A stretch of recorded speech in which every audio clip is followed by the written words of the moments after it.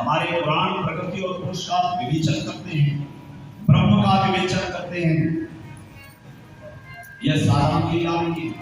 तो भगवान के 16,108 विवाह कैसे हुए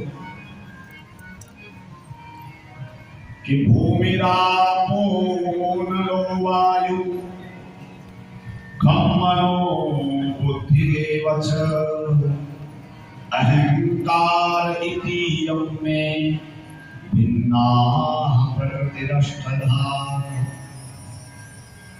8 प्रकार की प्रकृति है भगवान की। भूमि, आपो जल, अनलो अग्नि, वायु।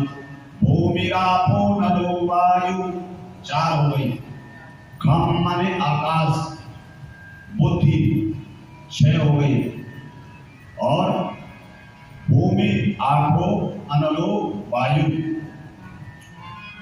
भूमिरापो नलो वायु खम मनो मन बुद्धिरेव च और अहंकारेति यम्मे भिन्ना प्रकृतिरष्टधा। 8वीं प्रकृति अहंकार। हमने आपको सृष्टि का प्रसंग सुनाया था।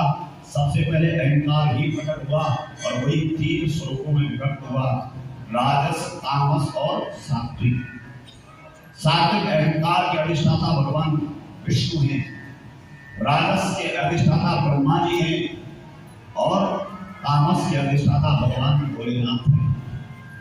तीनों एक हैं, लेकिन इस संसार को, सृष्टि को चलाने के लिए अलग अलग स्वरूपों में प्रकट हो गए हैं। इससे इनमें कभी भेद नहीं करना चाहिए।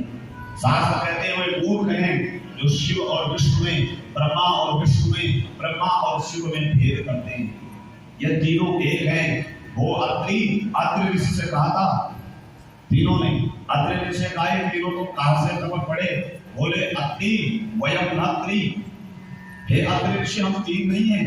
जब अनुसुईया माता को दर्शन देने आए थे वो अत्रि वयम न त्रि, हम 3 नहीं, हम एक ही हैं। एको हम बहुश्याम। तो 8 प्रकार की प्रकृति भगवान की 8 प्रकारियां हैं। 108 हमारे यहाँ उपनिषद हैं। उपनिषदों में भगवान की शरणागति स्वीकार की। तो हमारे ब्राह्मण देवता देखो कितने दानी होते हैं, यह समझना हर किसी के बस का नहीं है।